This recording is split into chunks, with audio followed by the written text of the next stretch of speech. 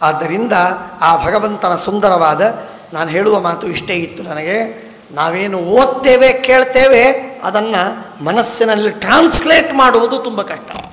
ಮನಸ್ಸಿನಲ್ಲಿ ಚಿತ್ರವನ್ನು ತೆಗೆಯುವುದು, 3D ಚಿತ್ರ, ಆ್ಯನಿಮೇಷನ್ ಮಾಡಿದ ಚಿತ್ರ ಮನಸ್ಸಿನಲ್ಲಿ ತೆಗಿಬೇಕು. ತೆರೆದು ಆ ರೂಪವನ್ನು ನೋಡಿ ಅದರಲ್ಲಿ ಸಕಲ ಗುಣಗಳ ಆಧಾನವನ್ನು ಮಾಡಿ ಉಪಸಂಹಾರದಿಂದ ಧ್ಯಾನವನ್ನು ಮಾಡಿ ಸಚ್ಚಿದಾನಂದ ಆತ್ಮ ಇತ್ಯಾದಿ. ತುಂಬ ಕಷ್ಟದ ಕೆಲಸ, ಹರೀಶ್ರಮ. ಆದರೆ ರೂಢಿ ಮಾಡ್ತಾ ಹೋದರೆ ನಿಧಾನವಾಗಿ ಸ್ವಲ್ಪ ಸ್ವಲ್ಪ ಕಂಟ್ರೋಲಿಗೆ ಬರ್ತದೆ, ವಶವಾಗ್ತದೆ. ಅದು ಯಚ್ಛೌಚ ನಿಸ್ಸೃತ ಸರಿತ್ ಪ್ರವರೋಧಕೇನ ತೀರ್ಥೇನ ಮೂರ್ಧ್ಯದೃತೇನ ಶಿವಶಿವೋ. ಯಾವ ಭಗವಂತನ ಉತ್ತುಂಗ ರಕ್ತ ವಿಲಸನ್ನಖ ಚಕ್ರವಾಲ, ಬೆರಳಿನ ಕಾಲಿನ ಬೆರಳಿನ ಉಗುರುಗಳಿವೆಯಲ್ಲ, ಆ ಉಗುರುಗಳು ಹೀಗಿರಬಾರ್ದು. ಬೆರಳಿನ ಉಗುರುಗಳು ಅವು ತುಂಬಿಕೊಂಡಿವೆ ಅಂತ ತಿಳಿಬೇಕು, ಹಾಗೆ ತಿಳಿಬೇಕು. ಉತ್ತುಂಗ ರಕ್ತ, ಕೆಂಪನೆಯ ಉಗುರುಗಳು ಅಂದರೆ ರಕ್ತ ಅಷ್ಟು ಅಲ್ಲೆಲ್ಲ ಓಡಾಡ್ತಿದ್ರೆ ಅದು ಕೆಂಪಿರ್ತದೆ. ಅಷ್ಟು ಕೋಮಲವಾಗಿದ್ದರೆ ಆವಿತವಾಗಿ ಕೆಂಪಾಗ್ತದೆ. ದಪ್ಪನೆಯ ಚರ್ಮ, ಸುಮಾರು 1 ಕಿಲೋ ಅದರಲ್ಲಿ ಫ್ಯಾಟ್ ತುಂಬಿದ ಒಂದು ದಪ್ಪ ಚರ್ಮ. ಏನು ಒಳಗಿನ ರಕ್ತ ಏನು ಕಾಣಿಸ್ಬೇಕು? ತಲೆ ಏನು ಕಾಣಿಸ್ಬೇಕು. ಕೋಮಲವಾಗಬೇಕಾದ್ರೆ ಆ ತೆಳ್ಳಗಿನ ಕೈ ಚರ್ಮ ಅಷ್ಟು ತೆಳ್ಳಗೆ, ಕಾಲಿನ ಚರ್ಮ ಅಷ್ಟು ತೆಳ್ಳಗೆ. ಅರ್ಥ ಆಯ್ತೇನೆ? ಆದ್ದರಿಂದ ಆ ರೀತಿಯಾಗಿರ್ತದೆ.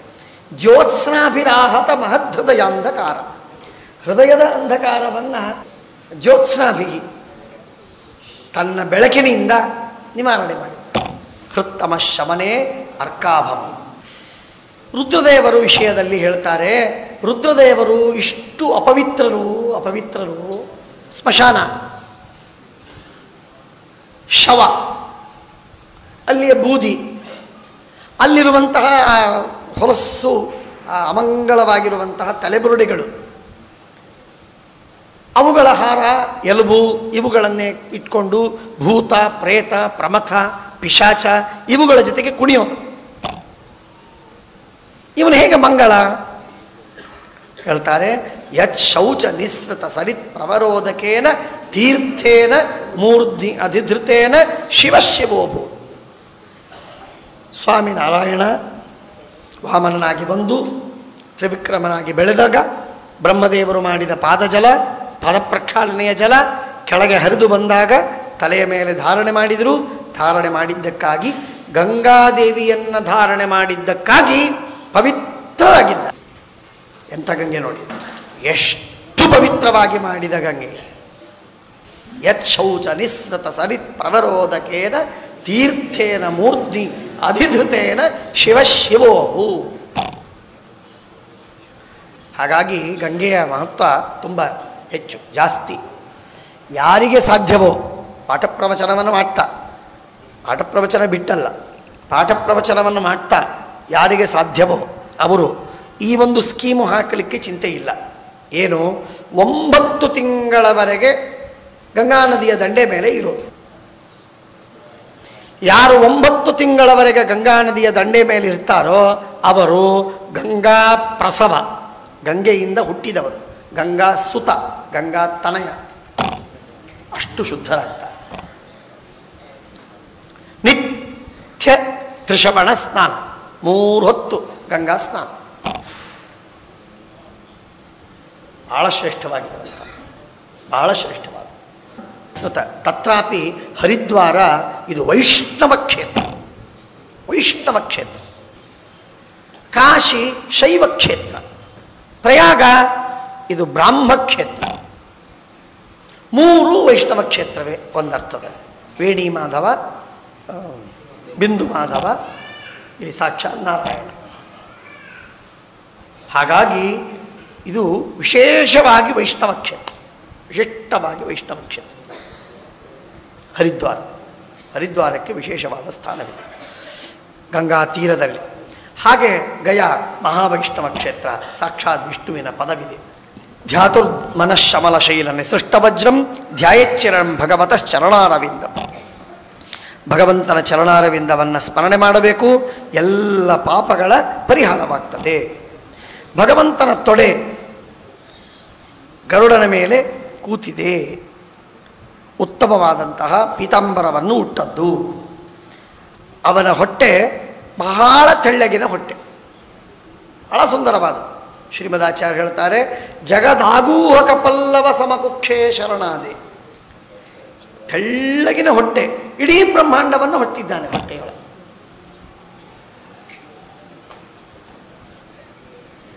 ಕೆಲವರದು ಏನೂ ಇರುವುದಿಲ್ಲ, ನಗಾರಿ. ಅವರಿಗೆ 2 ಫೂಟಿನ ನಂತರದ ಭೂಮಿಯೇ ಕಾಣಿಸ್ತದೆ. ಅವರಿಗೆ ಕಾಲಿನ ಹತ್ತಿರದ ಭೂಮಿ ಕಾಣಿಸುವುದಿಲ್ಲ, ಕೆಳಗೆ ಬಾಗಿದರು. ಹೀಗಿರಬಾರ್ದು, ತೆಳ್ಳಗಿನ ಹೊಟ್ಟೆ ಇರಬೇಕು. ದುರ್ದೈವಿಗಳಾದ ಮನುಷ್ಯರಿಗೆ ಈ ಎಲ್ಲ ಸಂಲಕ್ಷಣಗಳು ಎಲ್ಲಿ ಇರಲಿ. ನಮ್ಮ ಸತ್ಯಪ್ರಮೋದ ತೀರ್ಥರು ತಮಾಷೆ ಮಾಡ್ತಿದ್ರು, ನಗಾರಿ ಹಾಗೆ ಹೊಟ್ಟೆ ಅಂತ. ನಾಭಿಕ್ಷದಂ ಭುವನ ಕೋಶ ಗುಹೋದರಸ್ಥಂ. ನಾಭಿ ಅಲ್ಲಿ ಕಮಲ ಹುಟ್ಟಿ ಆ ಕಮಲದಿಂದ 14 ಲೋಕಗಳು ಬಂತು. ವ್ಯೂಢಂ ಹರಿನ್ ಮಣಿಮುಷಸ್ತನಯೋರಮುಷ್ಯ ಧ್ಯಾಯದ್ವಯಂ ವಿತತಹಾರ ಮಯೂಖ ಗೌರವ. ಪರಮಾತ್ಮನ ಆ 2 ಸ್ತನಗಳೇನಿವೆ ಅದರಲ್ಲಿ ಹಾರ ಶೋಭಿಸ್ತಾ ಇದೆ. ವಕ್ಷಸ್ಥಲದಲ್ಲಿ ಲಕ್ಷ್ಮೀದೇವಿ ಇದ್ದಾಳೆ, ಕಂಠದಲ್ಲಿ ಕೌಸ್ತುಭಮಣಿ ಅದಕ್ಕೆ ಅಭಿಮಾನಿಗಳಾದ ಬ್ರಹ್ಮದೇವರಿದ್ದಾರೆ. ಬಾಹುಗಳು ಮಂದರ ಪರ್ವತದವನ್ನು ಮಥನ ಮಾಡಿದ 4 ಬಾಹುಗಳು. ಅದರಲ್ಲಿ 1,000 ಹಲ್ಲುಗಳ ಚಕ್ರ, 8 ಅಸ್ತ್ರಗಳಿರುವ ಗದೆ, 100 ಒಲಿಗಳಿರುವ ಶಂಖ, 1000 ದಳಗಳಿರುವ ಪದ್ಮ. 1000 ಹಲ್ಲುಗಳಿರುವ ಚಕ್ರ, 1000 ದಳಗಳಿರುವ ಪದ್ಮ, 100 ಒಲಿಗಳಿರುವ ಶಂಖದಲ್ಲಿ ಒಳಗೆ ಗೆರೆಗಳಿರ್ತದೆ ಅಂಥದ್ದು. 100 ಒಲಿಗಳಿರುವಂತಹ, ಒಲಿ ಅಂದರೆ ಅಡಿಗೆ ಮಾಡುವ ಒಲಿ ಅಲ್ಲ, ಮತ್ತೆ ಒಳಗೆ ವಲಯಗಳಿರುವಂತಹ ಒಲಿ ಅಂತ ಕರೀತಾರೆ. ಆ ಒಲಿಗಳಿರುವಂತಹ ಶಂಖ, 8 ಹಲ್ಲುಗಳು, 8 ಅಸ್ತ್ರಗಳು ಇರುವಂತಹ ಗದೆ. ಇಂಥ ಭಗವಂತನ ಚಿಂತನವನ್ನು ಮಾಡಬೇಕು ಎಂಬುದಾಗಿ ಪರಮಾತ್ಮನನ್ನು ವರ್ಣನೆ ಮಾಡ್ತಾರೆ. ಅದ್ಭುತವಾದಂಥದ್ದು. ಹಾಸಂ ಹರೇರವನತಾಖಿಲ ಲೋಕ ತೀವ್ರ ಶೋಕಾಶ್ರುಸಾಗರ ವಿಶೋಷಣಮತ್ಯುದಾರಂ ಸಂಮೋಹನಾಯ ರಚಿತಂ ನಿಜಮಾಯಯಾಸ್ಯ ಭ್ರೂಮಂಡಲಂ ಮನುಸುತೆ ಮಕರಧ್ವಜಸ್ಯ. ಹಾಸಂ ಹರೇರವನತಾಖಿಲ ಲೋಕ ಶೋಕ ತೀವ್ರ ಶೋಕಾಶ್ರುಸಾಗರ ವಿಶೋಷಣಮತ್ಯುದಾರಂ. ಪರಮಾತ್ಮ ಮುಗುಳು ನಗೆ ನಗುತ್ತಾನೆ. ನಕ್ಕಾಗ ಆಗುವುದೇನು ಅಂದರೆ, ಯಾರು ಆ ಭಗವಂತನಿಗೆ ಬಾಗಿ ವಿನಮ್ರರಾಗಿ ಆರಾಧನೆ ಮಾಡ್ತಾರೋ ಅವರಿಗೆ ಇರುವ ತೀವ್ರವಾದ ಶೋಕವನ್ನು ಪೂರ್ಣವಾಗಿ ಪರಿಹಾರ ಮಾಡಿಬಿಡ್ತಾನೆ.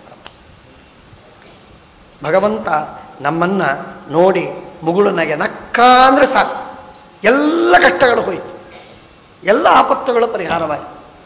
ಇಂಥ ಅದ್ಭುತವಾದ ಭಗವಂತನ ಕೇವಲ ಮಂದಹಾಸ,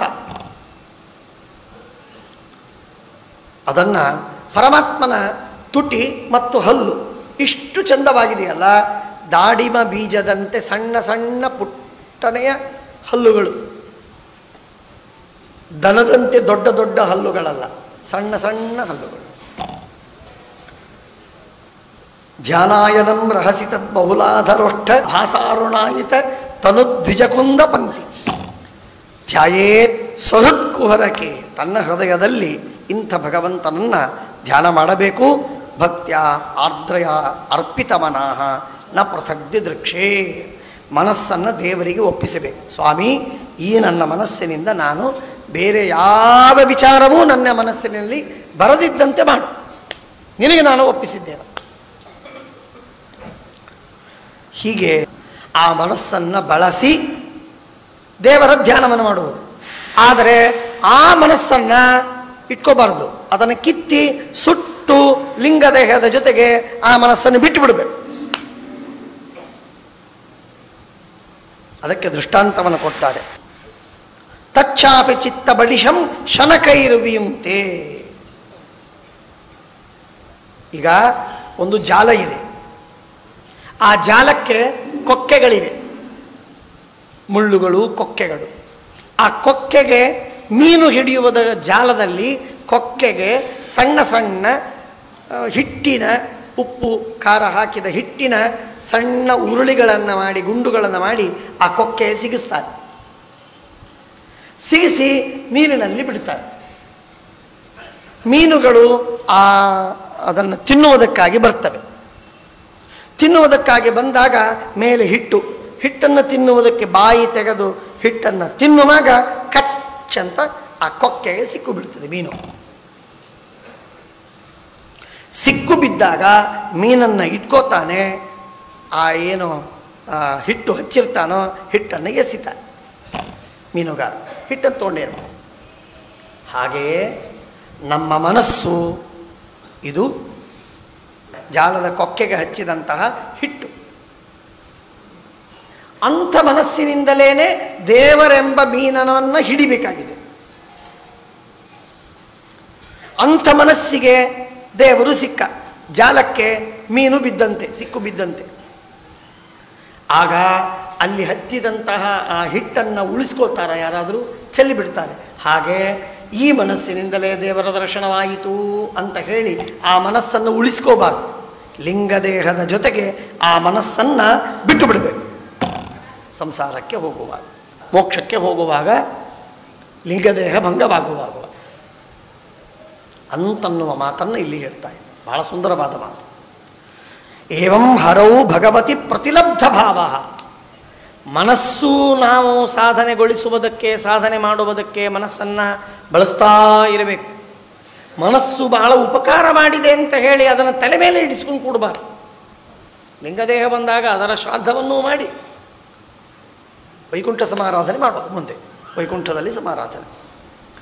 ಏವಂ ಹರೌ ಭಗವತಿ ಪ್ರತಿಲಬ್ಧ ಭಾವ.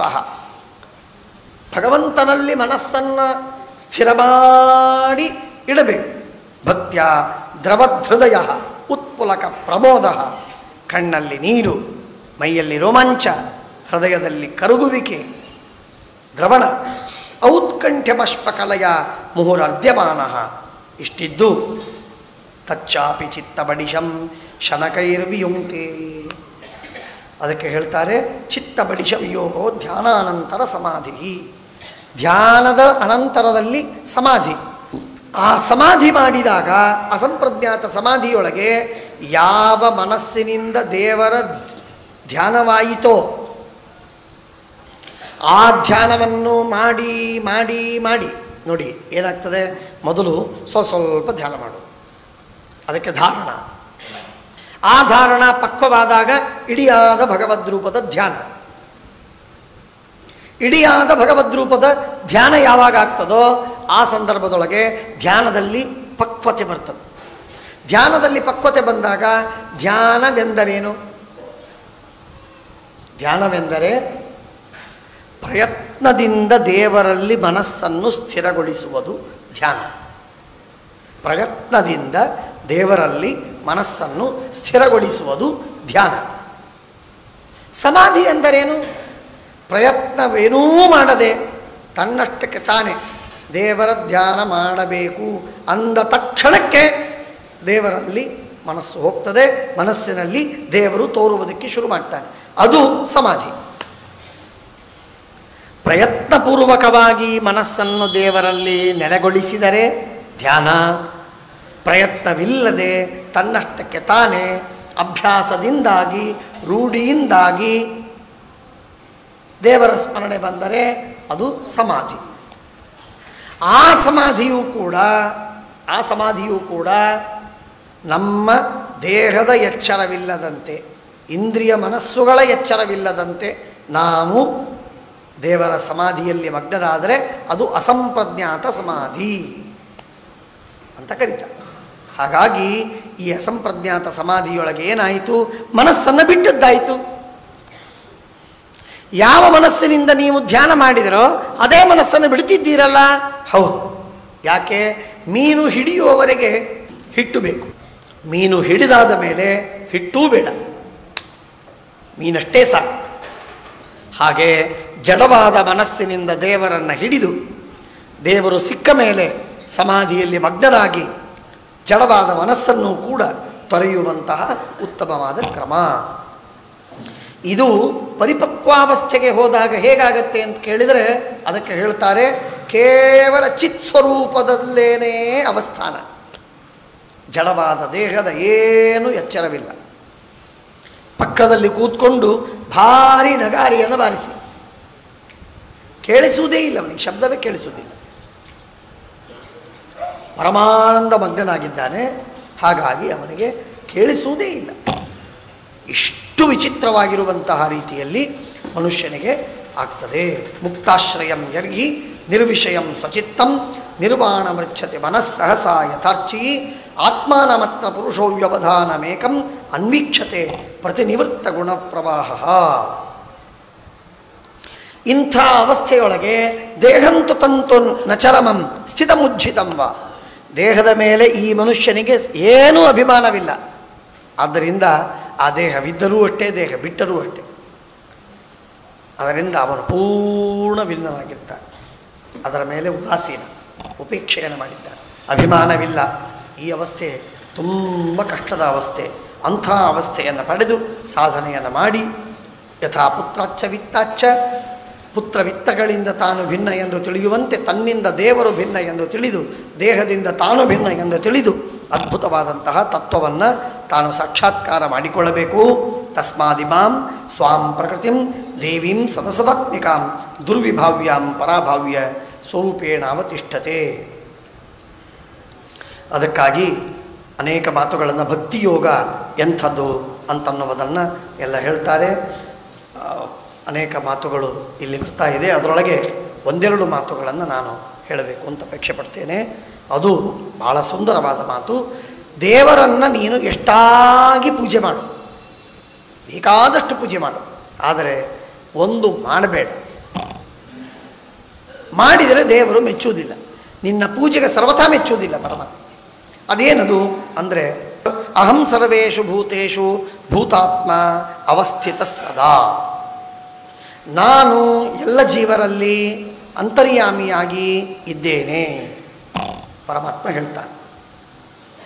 ತಮವಜ್ಞಾಯ ಮಾಂ ಮೂಢ, ನಾನಿದ್ರೂ ಕೂಡ ನನ್ನನ್ನು ತಿರಸ್ಕಾರ ಮಾಡಿ, ಅಂದರೆ ಜೀವರನ್ನು ತಿರಸ್ಕಾರ ಮಾಡಿ, ಜೀವರನ್ನು ಅವಹೇಳನ ಮಾಡಿ, ಪ್ರತಿಮೆಯಲ್ಲಿ ಪರಮಾತ್ಮನ ಪೂಜೆಯನ್ನು ಗಂಟೆಗಳವರೆಗೆ ಮಾಡಿದರೂ, ಯಜ್ಞಯಾಗಾದಿಗಳನ್ನು ಮಾಡಿದರೂ ಏನೂ ಉಪಯೋಗವಿಲ್ಲ.